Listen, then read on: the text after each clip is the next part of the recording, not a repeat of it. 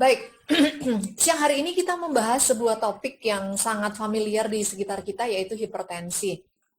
Hipertensi adalah suatu diagnosa yang sudah tidak asing lagi ya Bapak Ibu ya. Di sekitar kita mungkin orang tua kita, Bapak Ibu, Bapak saya terkena hipertensi, dan mungkin saudara-saudara kita, pasangan kita, atau bahkan mungkin anak kita ya udah sepuh punya anak yang punya hipertensi. Adalah sebuah hal yang wajar, tetapi sebenarnya itu bisa dicegah karena hipertensi sendiri juga membuat sesuatu yang tidak nyaman ya Bapak Ibu ya. Oke, kita hari ini akan sama-sama mengulang, merefresh, karena mungkin bisa jadi Bapak Ibu sudah biasa, tetapi kita mencoba untuk mengingat lagi akan kondisi dari hipertensi itu sendiri. Nah, hipertensi adalah sebuah kondisi tekanan darah lebih dari normal. Normalnya orang 120/80 mm air raksa, tetapi masing-masing kita memiliki harga normal yang berbeda-beda. Ada juga yang berpendapat hipertensi adalah suatu kondisi tekanan darahnya 140/90 yang berlangsung terus-menerus dan menjadi permanen. Seringkali hal ini menjadi sesuatu yang menakutkan, tetapi ironisnya tanpa sadar hampir semua orang menuju ke sana. Karena gaya hidup dan budaya hidup yang dijalankan selama ini.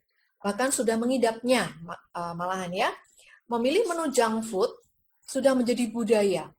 Segala makanan, minuman instan menjadi menu yang tidak bisa dihindari. Atau memang sudah menjadi kebiasaan. Misalnya seminggu sekali kita makan di luar, lalu makan makanan yang siap saji atau penuh dengan bumbu masak seperti itu kan. Jadi itu menjadi sebuah maladaptasi yang sebenarnya itu adalah malnutrisi. Ya, kita akan mengenali apa saja gejala hipertensi. Mungkin Bapak Ibu kalau kita tatap muka, saya akan bertanya, apa Bapak Ibu gejala-gejala hipertensi? Ya, salah satunya telinga berdenging. Hal ini menjadi sebuah ketakutan bagi orang-orang yang mengetahui, tetapi orang-orang yang tidak mengetahui akan diabaikan. Karena apa sih ini telinga berdenging? Tetapi menjadi sebuah kewaspadaan ketika telinga berdenging itu menjadi hal yang sangat penting.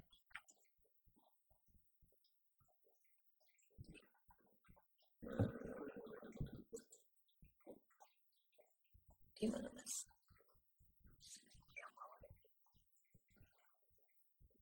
Sebentar ya Bapak Ibu ya, ada sesuatu yang harus dibereskan.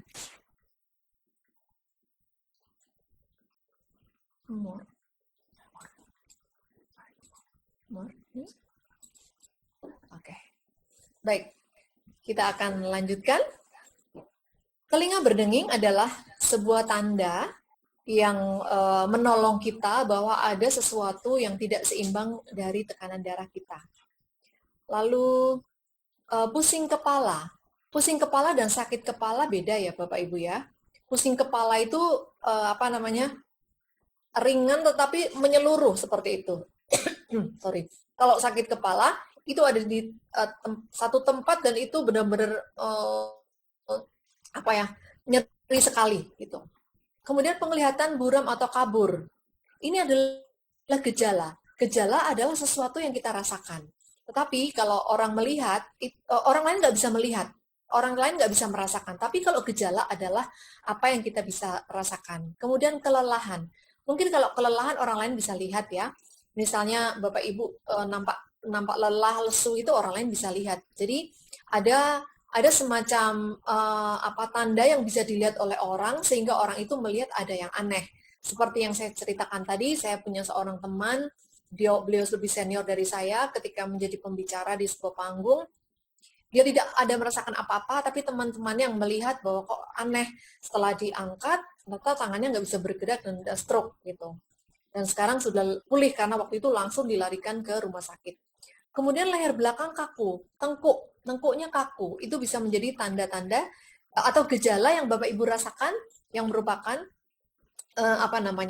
gejala dari hipertensi. Kemudian sesak nafas atau berat bernafas seperti itu. Bingung itu ya kok aneh gitu. Rasanya ada sesuatu yang nggak bisa diceritakan. tidak nyaman gitu ya, mungkin lebih enak tidak nyaman, belum pernah merasakan gejala yang demikian terus rasanya tidak nyaman. Kemudian telinga berdenging ternyata udah ditulis ya, telinga berdenging tadi. Kemudian sensasi berdetak di dada. Jadi merasa dadanya itu berdetak lebih kenceng, leher dan telinga. Kadang-kadang telinga jeduk-jeduk gitu ya. Dan yang lebih menyedihkan adalah kalau tidak ada gejala, ya, sakit kepala tadi bisa mual, dan yang menyedihkan adalah kalau tidak ada gejala, Bapak Ibu. Kalau tidak ada gejala yang tadi saya sampaikan adalah memang nggak ada gejala seperti itu. Jadi tidak ada tanda-tanda, ya tidak ada yang dirasakan apapun gitu, sehingga apa yang terkonfirmasi adalah tekanan darah meningkat. Nah, ini adalah sebuah proses untuk menyimpulkan bahwa gejala-gejala yang muncul itu menjadi disimpulkan dalam sebuah pemeriksaan tekanan darah. Nah, sekarang tanda-tanda hipertensi. Tanda adalah yang dilihat oleh orang lain. Dilihat oleh dokter, dilihat oleh saudara, dilihat oleh suami, oleh istri, itu namanya tanda-tanda. Seringkali orang yang mimisan itu adalah tanda dari hipertensi. Mengapa mimisan?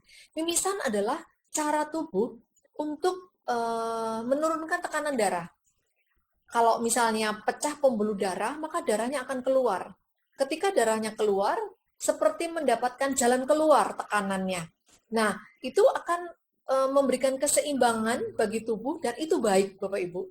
Pecahnya itu di hidung, pecahnya tidak di otak. Kalau di otak menjadi stroke, seperti itu ya.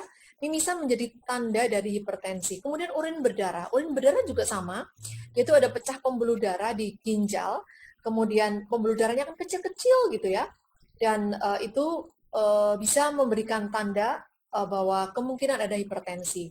Dan bisa juga ada pecah pembuluh darah di retina atau pembuluh darah di mata, seperti itu juga bisa ya. Kemudian kesakitan, mungkin orang tua kita tidak merasakan apa-apa, tetapi nampak kesakitan. Kita bisa aware, loh, ada apa nih? Biasanya nggak ada apa-apa, seperti itu. Nah, kemudian kita akan melihat apa sebenarnya penyebab dari hipertensi. Penyebabnya dibagi dua, Bapak Ibu. Ya, saya membagi menjadi dua, yaitu internal dari dalam sendiri dan genetik. Internal dan genetik berbeda ya. Jadi tetapi saya sandingkan karena memang seringkali berkaitan. Kemudian yang kedua adalah eksternal atau dari luar, dan ada faktor epigenetik. Ya, internal adalah sesuatu yang terjadi di dalam tubuh kita sendiri, dan inilah yang seringkali menjadi pencetus ataupun menjadi trigger dari diabetes. Apa itu yang berasal dari internal? Yaitu stres. Stres adalah reaksi tubuh yang merespon sesuatu yang di luar dan terus ada di dalam tubuh. Stres itu baik kan Bapak Ibu ya? Seperti saya katakan, stres itu baik. Tapi di sini adalah stres yang berkepanjangan. Stres yang berlangsung terus-menerus, tidak ada grafik turunnya. Kemudian usia, etnis, dan jenis kelamin. Nah, usia, etnis, dan jenis kelamin itu kita nggak bisa ubah kan.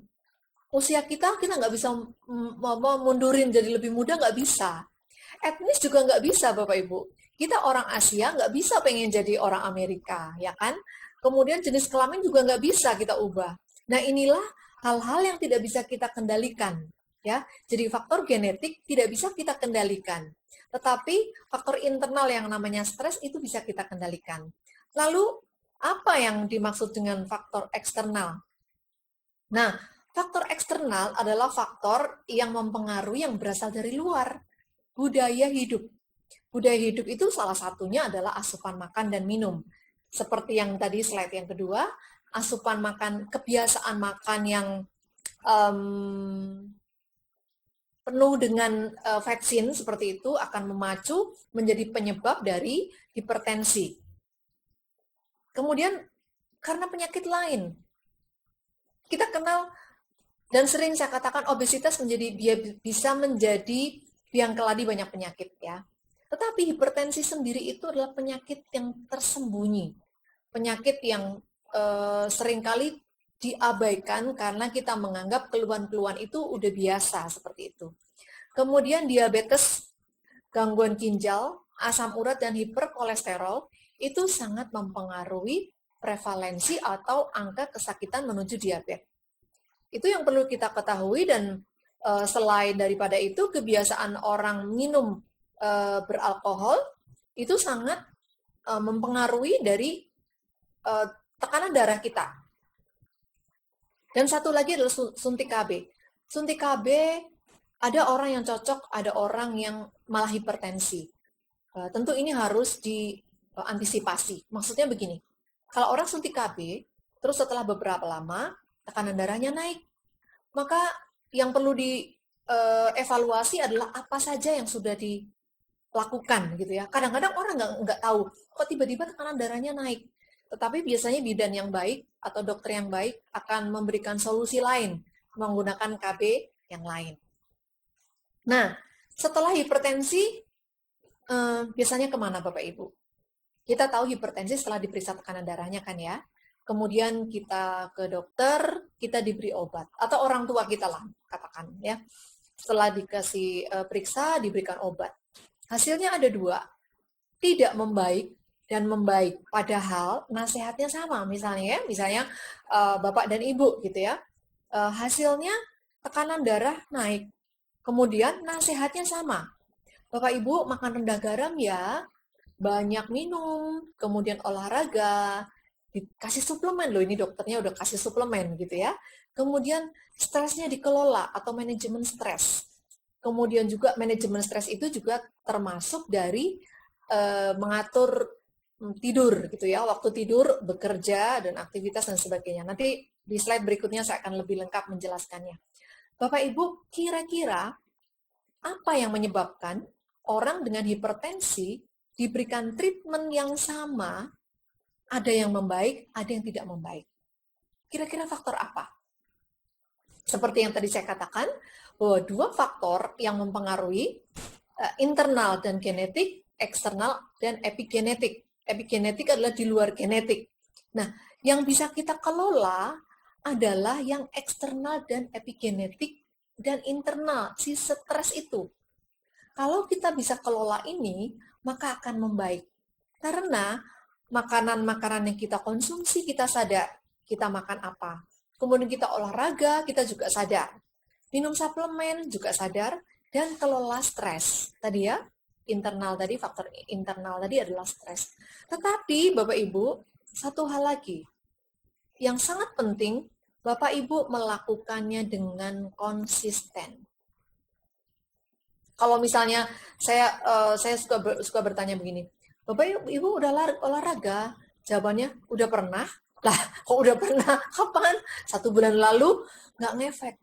Tapi oh ya, olahraga. Kemarin ternyata olahraga hanya seminggu sekali. Sekarang seminggu 3 kali. Bu dokter, ini lagi pandemi loh. Olahraga di rumah kan bisa. Ada ya di YouTube ya olahraga yang pernah saya ajarkan,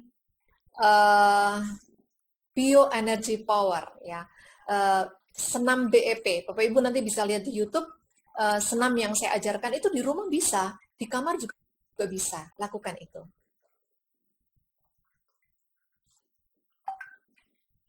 Ya. Ini dia Bapak Ibu, kalau tidak membaik, pilihannya adalah menjadi lebih parah. Yang pasti, dokter akan memberikan obat dengan klaim, nggak boleh di stop ya seumur hidup, gitu. Harus minum obat seumur hidup, lalu kita pasrah. Maka tidak ada keseimbangan di dalam tubuh kita untuk mengcounter efek samping dari obat yang mungkin kita tidak rasakan Bapak Ibu. Setelah itu bisa berlanjut atau komplikasi jadi stroke, bisa gagal jantung, gagal ginjal, dan penyakit yang lainnya. Dan itu semuanya akan menuju kepada kematian. Tentu kita semuanya akan mati Bapak Ibu ya. Tetapi kalau kita bisa memelihara tubuh kita bisa lebih produktif, kita matinya itu tidak merepotkan orang lain gitu. Kalau memang sudah waktunya mati. Tetapi yang kita perlu ingat adalah ada hal-hal yang bisa kita kelola. Ada hal-hal yang bisa kita ubah.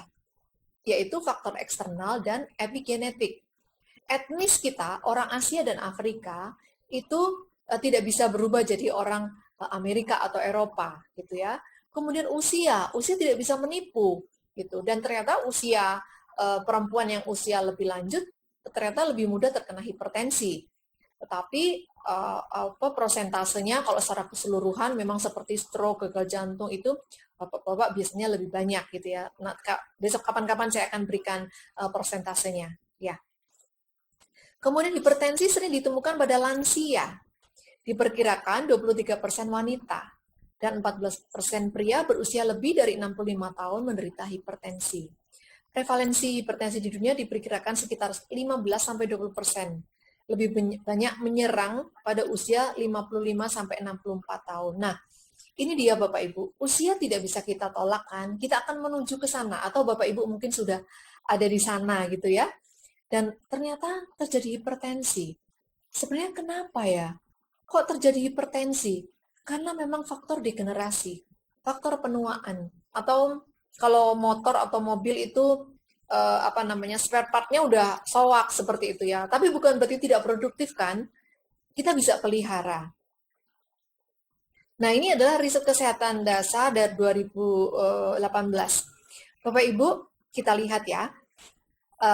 Bulatan hijau ini adalah hasil tahun Riskesdas 2007. Bulatan biru itu adalah hasil Riskesdas tahun 2013.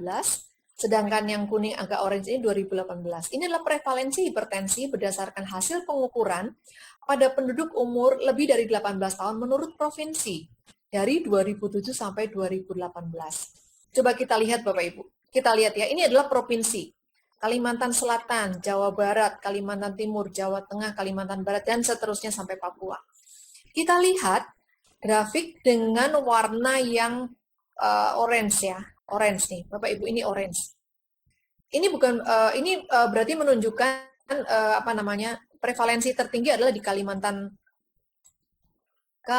Selatan. Nah, ya, prevalensi tertinggi di Kalimantan Selatan yaitu 44,1.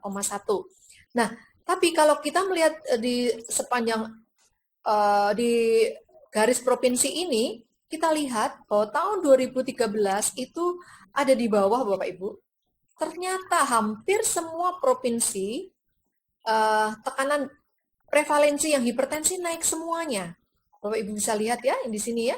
Misalnya dari Maluku Utara, waktu tahun 2013 di sini, 18 di sini, ini naik semuanya dari biru ke orange naik semuanya Bapak Ibu. Ya, hampir semuanya naik. Ini sama nih. Biru ke orange, ini nggak kelihatan samaan ya. Jadi kita bisa lihat bahwa ternyata dibandingkan tahun 2013, tahun 2018 orang yang hipertensi lebih banyak. Mari kita sadari Bapak Ibu, kita memang ini adalah hasil dari Kementerian Kesehatan yang mengumpulkan data dari seluruh provinsi Indonesia. Tentu kita bisa melihat bahwa kita ada di mana ya. Oke, kalau misalnya saya ada di DKI, melenting. Kemudian kita lihat di NTT. NTT tidak terlihat ya. Sepertinya mungkin sama. Tetapi NTT ini tidak kelihatan di mananya. Berarti minimal stabil kemungkinan ya. Kemudian kalau Bapak Ibu yang ada di Lampung naik, ternyata penderitanya naik.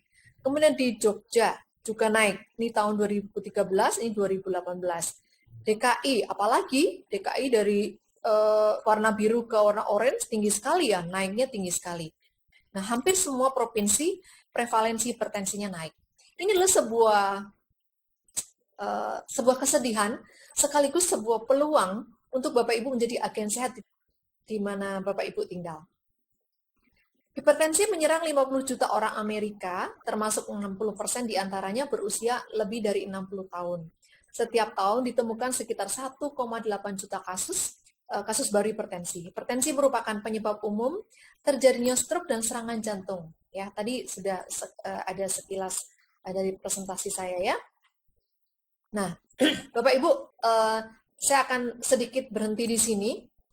Tapi Bapak Ibu tidak perlu pusing melihat gambar saya, ikutin kursor saya saja. Jadi saya hanya ingin flashback. Hipertensi adalah merupakan penyakit jantung dan pembuluh darah di sini ya, karena hipertensi melibatkan jantung dan pembuluh darah, bukan? Nah, ini adalah merupakan peradangan kronis. Kita lihat ini saja ya, yang lainnya tidak usah, walaupun memang sangat mempengaruhi. Peradangan kronis ini terjadi kenapa? Yaitu karena aktivitas kerja yang tidak seimbang, asupan makan minum yang tidak seimbang, kemudian kurang istirahat, bersosialisasi dan rekreasi tidak ada, Rui.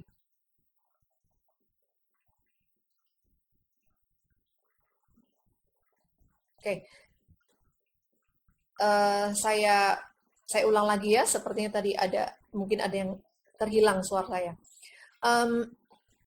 Jadi, mengapa terjadi penyakit jantung dan pembuluh darah atau hipertensi? Karena terjadi peradangan kronis yang disebabkan oleh aktivitas kerja yang tidak seimbang, kemudian asupan makan minum yang tidak jelas. Tidak jelas itu maksudnya tidak seimbang, mungkin bisa jadi karena karbohidratnya tinggi atau garamnya tinggi, seperti itu ya. Kemudian istirahat juga tidak stabil, bersosialisasi juga tidak dilakukan, atau tidak bisa berekreasi di keluarga. Kemarin pandemi kita ngoblok di rumah, ya kan? Ketemu dengan pasangan, ketemu dengan anak, itu aja, itu juga bisa menjadi stresor tersendiri. Kemudian mengelola stres.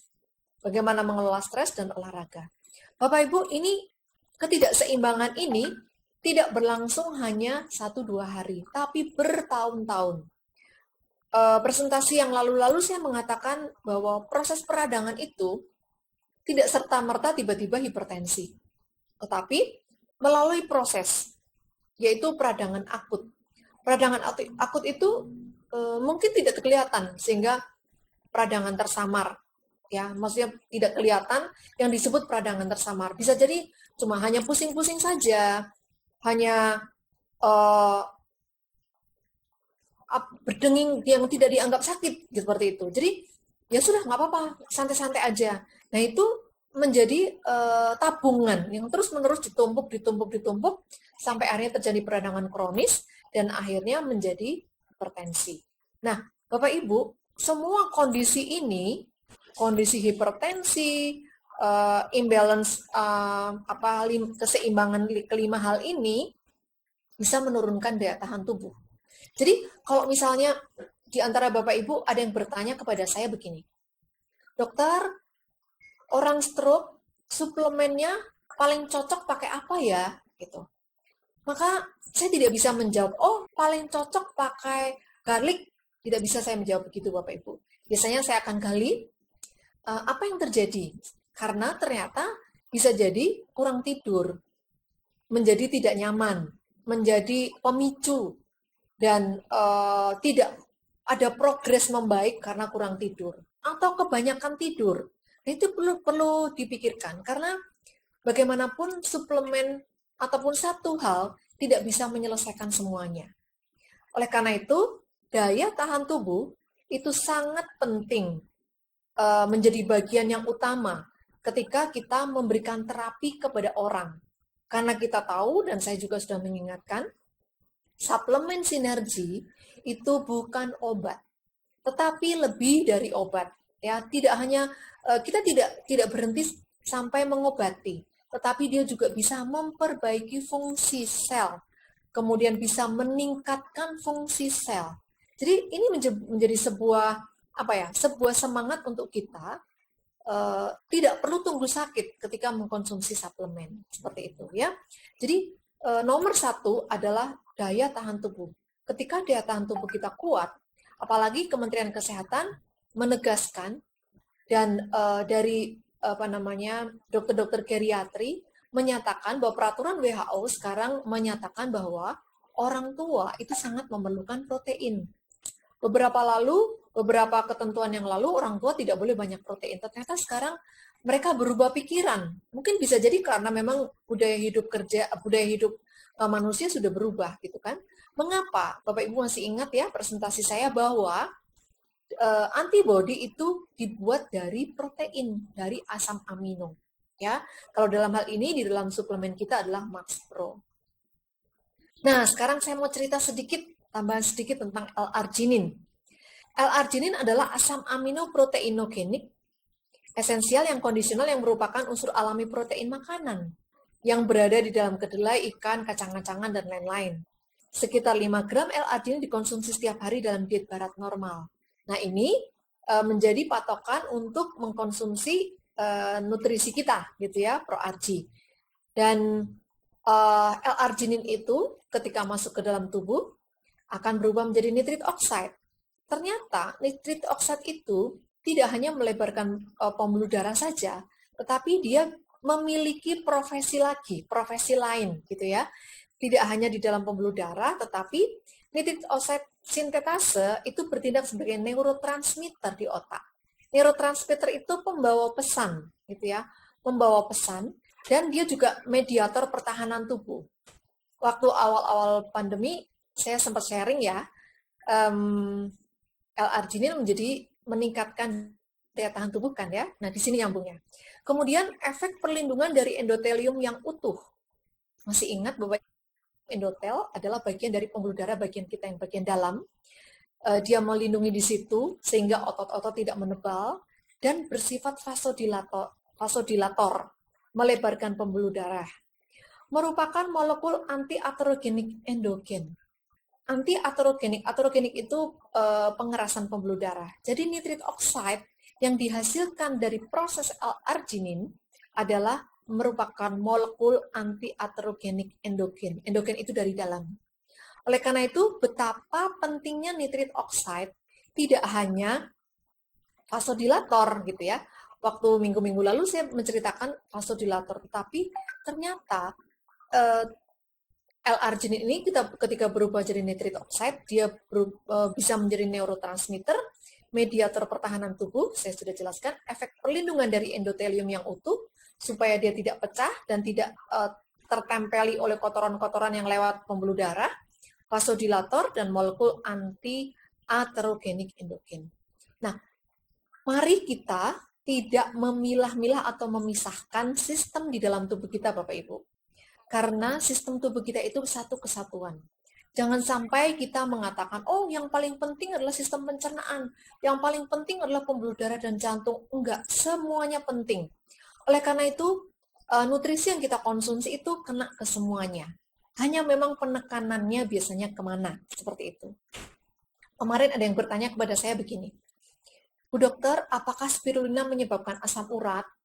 Bu Dokter, apakah kolostrum meningkatkan daya tahan tubuh? Meningkatkan nafsu makan gitu. Tidak ada nutrisi yang berefek sama di dalam tubuh kita. Ada orang ketika mengkonsumsi kolostrum, nafsu makannya bertambah. Kenapa? Karena saluran cernanya diperbaiki. Tetapi masalahnya, kalau minum kolostrum jadi gemuk, itu bukan salah kolostrumnya Bapak Ibu. Masalahnya ketika kepengen makan, yang dimakan apa? Beda ya. Kalau kita kepengen makan, yang dimakan buah-buahan, dengan kepengen makan, yang dimakan mie ayam. Efeknya pasti beda, bukan? Nah, ini yang menjadi sebuah budaya juga Bapak Ibu. Kemudian, spirulina apakah menyebabkan asam urat? Tidak. Spirulina bukan penyebab asam urat. Coba lihat lagi, apakah kurang minum? Orang-orang yang kekurangan buah itu bisa jadi ketika makan sesuatu, asam uratnya naik. Bagaimana dengan olahraga, itu juga pengaruhnya besar sekali. Jadi seringkali menjadi menduga-duga tanpa melihat yang lain. Mari kita melihat lebih luas lagi supaya kita merasa nyaman dan aman ketika kita mengkonsumsi nutrisi.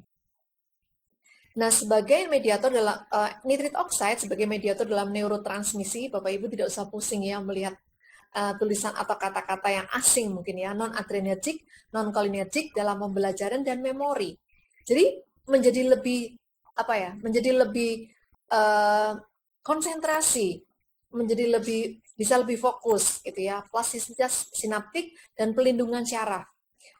Homeostasis tonus pembuluh darah. Homeostasis adalah keseimbangan. Jadi nitrit oxide itu memelihara keseimbangan pembuluh darah. Dan nitrit oxide itu adalah menurunkan tekanan darah. Ini sudah diteliti oleh banyak penelitian gitu ya. Nah, Ini adalah slide saya yang terakhir Bapak Ibu. Kembali lagi saya mengingatkan bahwa gejala yang muncul itu sangat menolong kita karena gejala itu merupakan sinyal tubuh yang memberitahu bahwa ada yang tidak seimbang di dalam tubuh kita. Nah, ketika gejala itu tidak direspon, maka akan bisa menjadi peradangan tersamar yang terus berlangsung dari tahun ke tahun menjadi peradangan kronis yang menghasilkan penyakit-penyakit degeneratif. Salah satunya adalah hipertensi. Oke, saya akan coba ya. Di sini ada high blood pressure. Nah, kita coba simulasi ya. High blood pressure. Ternyata setelah diukur tekanan darahnya 150/100. Maka yang perlu kita pikirkan adalah bagaimana dengan mental. Jadi begini, orang yang santai dan orang yang panik ketika menghadapi permasalahan itu berbeda respon. Orang yang panik biasanya akan tekanan darahnya lebih cepat. Nah, bagaimana melihat orang ini memiliki mental yang seperti apa? Jangan-jangan memang mentalnya panikan. Maka kalau panikan, coba diajak ngobrol, kemudian ditanya masalahnya apa, itu bisa menolong sekali. Ini stres ya. Karena Bapak Ibu ketika panik, kita pusing, itu pasti terjadi peradangan. Ya. Kemudian pasti ada stres, gitu kan. Kemudian dievaluasi lagi bagaimana dengan dietnya. Oh, selama ini makannya cuma mie ayam, ayam goreng, gitu ya. Ayam goreng dengan rasa yang asin misalnya. Kemudian toksin.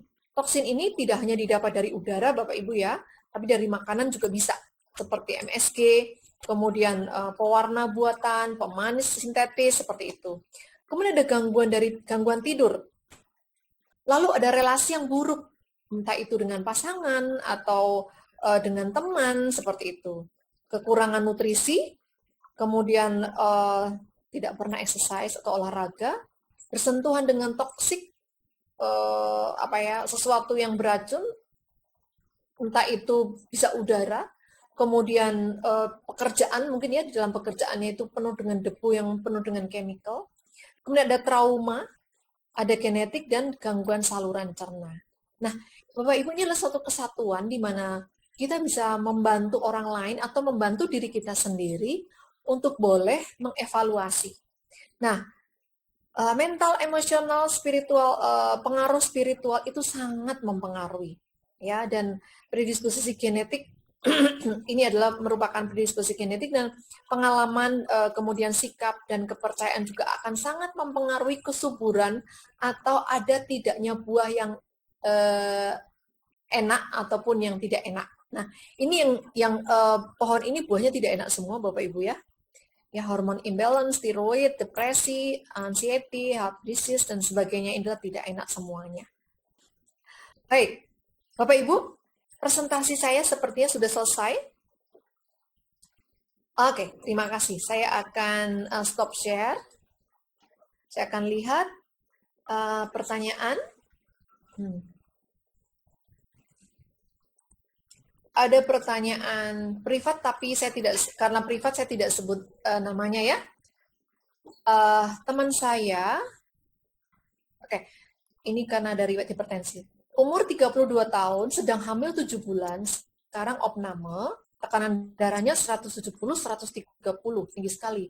Divonis hipertensi, sedangkan menurut keluarga tidak ada riwayat hipertensi. Keluarga ingin berikan produk sinergi. Resep yang pas untuk ibu hamil dan calon anaknya apa ya Bu Dokter? Kehamilan bisa menjadi trigger, bisa menjadi pencetus dari hipertensi. Jadi, kita hati-hati, cukup hati-hati untuk memberikan nutrisi kepada ibu hamil. Bukan berarti yang bukan ibu hamil tidak hati-hati. Justru malah sebelum hamil, ayo hati-hati, gitu ya. Karena sudah umur 7 bulan, nutrisi yang bisa diberikan itu biasanya untuk ibu hamil saya berikan 3 nutrisi, spirulina, kolostrum, dan kalmak. Tetapi karena ini ada di rumah sakit, saya tidak berani klaim. Oh ya, diberikan saja, tidak berani. Mungkin sebatas kolostrum dan spirulina. Kalau bisa ngobrol dengan dokternya better sih, lebih baik ya. karena ini menjadi sesuatu yang rawan sekali. Kemudian adalah pertanyaan lagi, Bu Dokter, lansia 90 tahun boleh konsumsi ProArgi 9, 22 tahun yang lalu pernah stroke ringan karena sebelah kiri. Stroke ringan kena sebelah kiri kaki. Tangan, bicaranya pelo, tapi kembali normal dalam waktu 1 bulan sampai sekarang. Wow, 90 tahun. Wah, ini penuh dengan berkat ini. Produk yang dikonsumsi klorofil, spirulina, kolostrum, kalmak. Boleh, Bu, dan berikan yang dengan dosis sedikit ya. Berikan 1/5 dosis supaya bisa dirasakan gitu manfaatnya.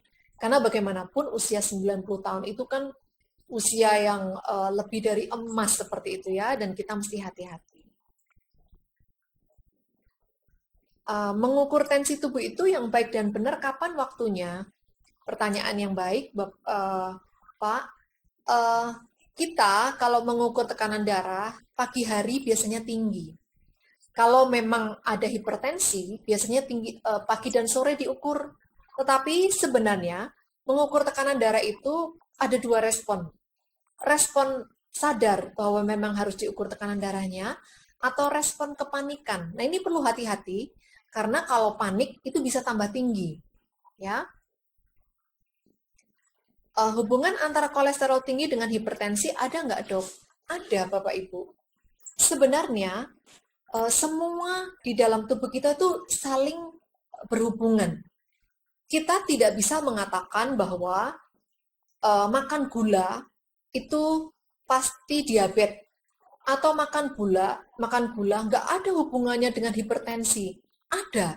Makan gula nggak ada hubungan dengan kolesterol. Ada, Bapak Ibu. Sekarang kolesterol, apa hubungannya dengan hipertensi? Ada. Karena sebenarnya kolesterol itu sendiri, kalau normal itu nggak masalah. Tapi yang bermasalah adalah ketika tinggi dan tidak turun-turun, itu yang jadi masalah sebenarnya. Pertanyaannya, makanannya apa? Ya, karena kebanyakan makanan-makanan yang berkolesterol tinggi itu enak, sedap, rasanya gurih, dan mengandung natrium. Nah, ini dia. Jadi, seolah-olah makanan itu dibalut dengan rasa yang enak, tetapi sebenarnya kita mengkonsumsi garam. Mereka berdua masuk ke dalam tubuh kita, apalagi tubuh kita yang maladaptasi. Tidak ada nutrisi yang sehat sedikit pun, maka dua-duanya bisa berjalan bersama-sama. Awalnya bisa dari makanan yang kita makan, dua-dua kita makan, atau memang sudah ada kolesterolnya dulu. Sekali lagi, kolesterol itu tidak berbahaya, Bapak Ibu ya, asal bisa di-maintain. Tapi kalau tinggi terus menyebabkan pusing, coba Bapak Ibu perhatikan. Orang yang punya kolesterol tinggi dan sudah menaun, biasanya itu punggung ini seperti apa ya? Seperti dikasih beban banyak sekali. Bisa menyebabkan pusing. Pusing itu juga merembet, bisa akhirnya menjadi pencetus dari hipertensi. Pusing, cemas, jantung berdegup kencang, akhirnya hipertensi. Oke, terima kasih kembali. Dok, untuk menderita jantung dan diabetes bagus ya ProArgi ini. Cara konsumsi baiknya gimana? Kan satu saset.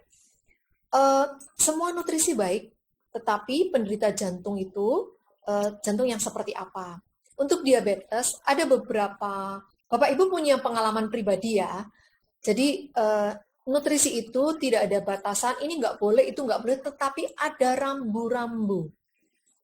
Beberapa kasus saya jumpa, itu orang yang diabetes ketika minum ProArgi, gulanya naik. Nah, tetapi bukan berarti salah dong, bukan berarti salah Bapak Ibu. Yang pertama, mungkin dosisnya bagi tubuh ibu itu belum pas. Kita semua itu seperti tabung reaksi Bapak Ibu. Kalau tabung reaksi itu kan, ini ya, apa namanya, kelihatan ya, bening. Ketika kita masukkan warna apa, mencampur warna apa, kelihatan. Tapi tubuh kita itu seperti tabung reaksi yang tidak kelihatan. Dan setiap kita berbeda. Karena kita dilahirkan di tempat yang berbeda. Dilahirkan oleh orang yang berbeda. Kita punya budaya makan yang berbeda. kita punya kebiasaan yang berbeda, kita punya pengaruh yang berbeda. Terus kita makan sesuatu yang sama, tentu akan berbeda responnya, bukan? Walaupun rata-rata oke, baik kok, baik semuanya. Nah, yang tahu siapa? Saya. Yang tahu siapa? Bapak Ibu semuanya. Yang tahu tubuh nenek yang 90 tahun itu siapa? Saya. Ya, sebagai anaknya. Atau Ibu tadi, Bu Susana, siapa tadi yang... Nah, sehingga pengawasan melekat terhadap tubuh kita dengan mengkonsumsi nutrisi itu sangat penting. Kalau misalnya Bapak Ibu sehat, itu sangat penting mengkonsumsi nutrisi. Jangan tunggu sakit. Karena kalau sakit, pekerjaannya double. Ya, tubuh kita bekerjanya double. Tapi ketika kita sehat, kita mengkonsumsi, maka kita mencegah penyakit yang lebih lanjut. Ada pertanyaan lagi. Sorry dokter, suplemen seperti kolostrum dan spirulina juga kalmak yang kita berikan pada ibu hamil, apakah bisa diminum bersamaan dengan obat dari puskesmas? Tidak dianjurkan minum bersamaan. Sekali lagi, seperti tadi saya katakan, bahwa kita adalah tabung reaksi. Kalau bisa jeda ada 2 jam, ya, supaya reaksi di dalam tubuh kita, nutrisi itu menjadi lebih baik dan optimal. Baik Bapak Ibu, tidak terasa sudah jam 2:51 dan sudah tidak ada pertanyaan lagi ya. Baik, terima kasih untuk semua pertanyaan yang masuk. Terima kasih untuk kesabarannya Bapak Ibu. Bapak Ibu tadi sudah menunggu di waiting room dan dengan sabar menunggu di invite oleh admin kami. Ada nomor pertanyaan? Ya? Ada nomor pertanyaan? Kayaknya nggak ada ya. Di sana ada. Oh, oke. Ya, oke. Oh, ada lagi nih. Bu dokter, selain Smadetok paket lengkap, Prof. apa bisa menurunkan berat badan tidak terlalu lengkap seperti, iya, sebenarnya lebih di explore ya kebiasaannya ya. Explore itu maksudnya bisa mengevaluasi bagaimana jumlahnya, jenis makanannya, kemudian bagaimana cara mengkonsumsinya.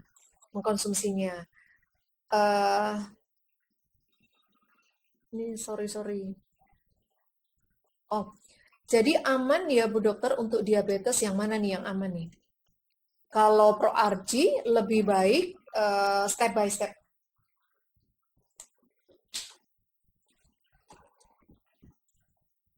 Oh, ternyata yang masuk banyak ya. Oke. Ini kebanyakan yang masuk ke saya itu private. Oh, oke, baik. Bentar, ini ada beberapa yang minta kesuburan. Oke, baik. Untuk Bu Suci lebih baik dievaluasi ya Bu ya, mungkin perlu nutrisi yang lain. Terusnya untuk menjaga kesehatan ginjal, asal minum air putih, nutrisi semuanya baik untuk ginjal.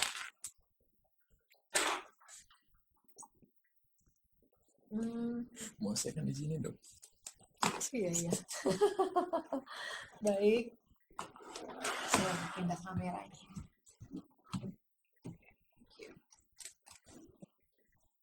Ada pertanyaan?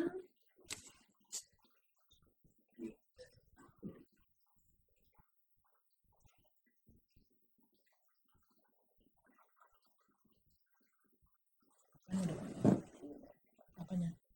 Sound. Kameranya kan dari sini. Sound. Oh. Tinggal di sini. Iya. Baik. Ini masuk ke host ya.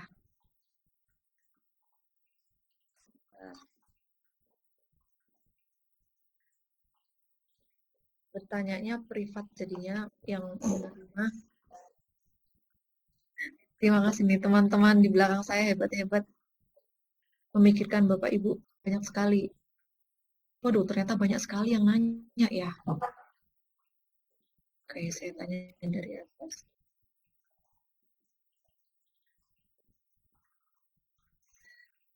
Tentu tidak bisa saya jawab semuanya ya Bapak Ibu ya. Saya akan coba baca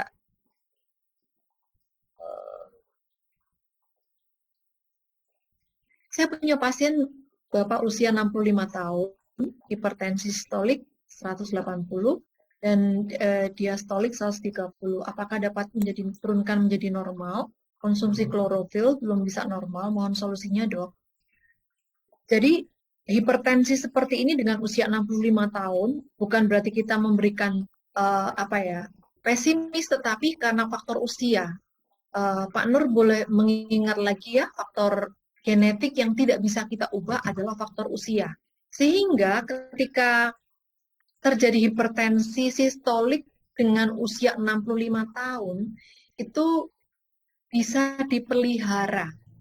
Pak Nur Yasin bisa memberikan spirulina, terus dilanjutkan klorofil lanjutkan. Bapak bisa berikan L-arginin atau garlic. Kemudian mengukur tensi, oke sudah ini. Apakah spirulina bisa dikonsumsi untuk kasus hipertensi? Boleh Pak, silakan.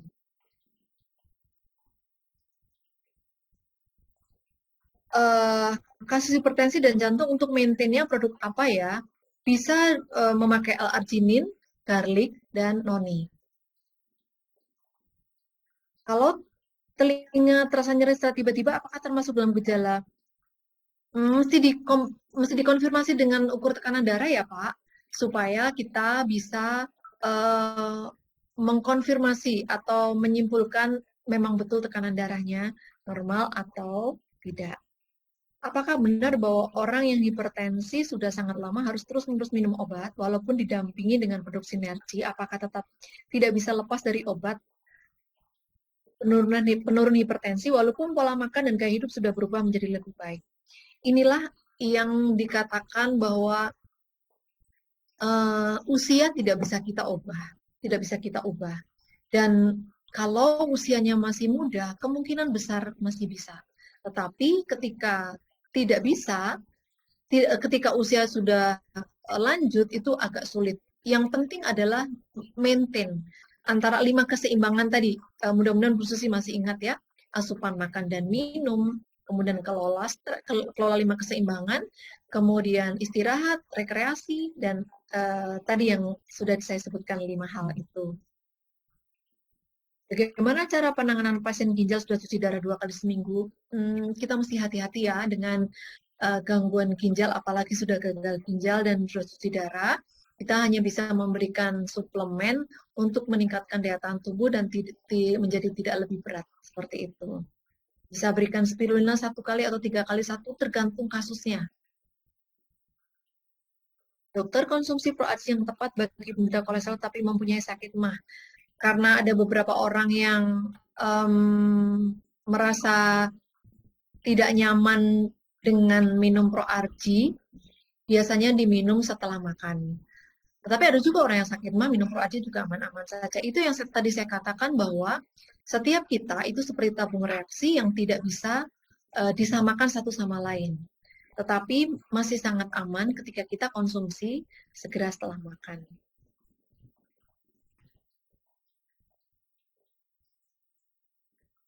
Hipertensi dari faktor keturunan dan pola hidup atau tingkat stres mana yang paling kuat ya Dok?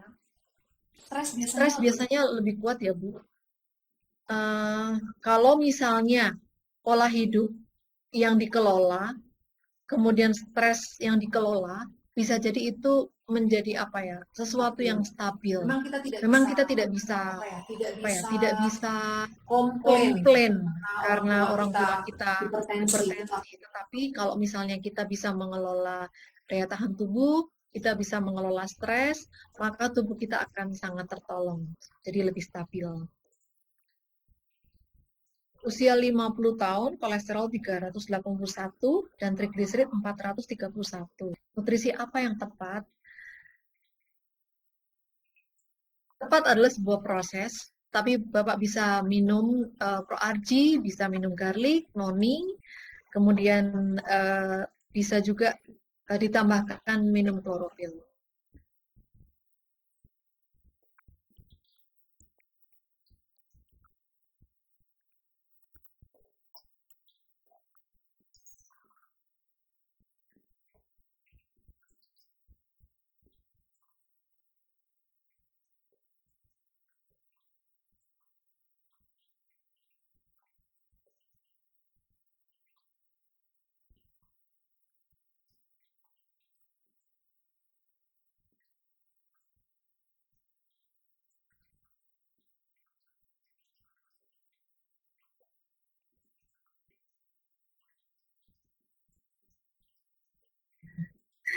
Halo Bapak Ibu, maaf ya, mudah-mudahan masih bersabar. Kita kembali lagi. Yang saya melanjutkan menjawab pertanyaan.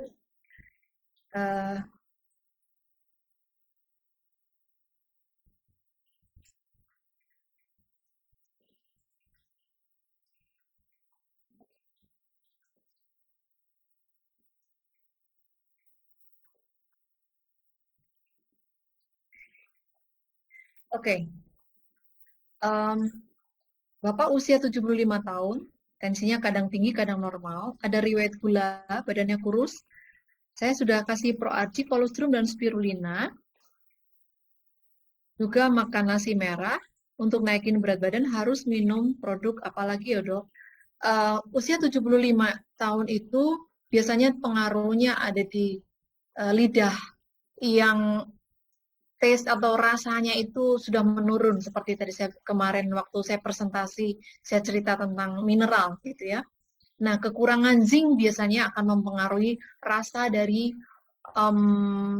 lidah seperti itu sehingga malas makan. Nah, yang mengandung zinc adalah Nutriburst dan garlic bisa membantu. Apa produk sinergi untuk menjaga kesehatan ginjal? Tadi saya sudah balas ya, kalau nggak saya sudah jawab, kalau nggak salah ya. Karena kesehatan ginjal itu dipengaruhi oleh jumlah air juga yang dikonsumsi. Bapak Ibu, pertanyaannya masih banyak sekali, tetapi waktu sudah lebih dari jam 3. Mudah-mudahan kita akan ketemu lagi dengan topik yang lebih dalam lagi, karena topik-topik berikutnya nanti akan terkait dengan penyakit. Dan saya mohon maaf kalau karena keterbatasan waktu, saya tidak bisa menjawab pertanyaan-pertanyaan Bapak Ibu semuanya. Dan mudah-mudahan nanti kita terus meningkatkan pelayanan kami untuk boleh melayani Bapak Ibu semua dengan sarana-sarana media sosial yang Bapak Ibu bisa jangkau, dan Bapak Ibu bisa undang teman-teman yang lain untuk boleh bersama-sama mengikuti seminar ini. Baik Bapak Ibu, terima kasih untuk perhatiannya. Dan kita akan akhiri pertemuan siang hari ini. Terima kasih untuk kepesertaan Bapak Ibu semuanya. Mudah-mudahan pertemuan siang ini boleh berguna Bapak Ibu dan bisa diaplikasikan di dalam kehidupan sehari-hari untuk keluarga, untuk tetangga, untuk sesama, dan orang-orang yang Bapak Ibu cintai. Terima kasih, selamat siang dan sampai jumpa.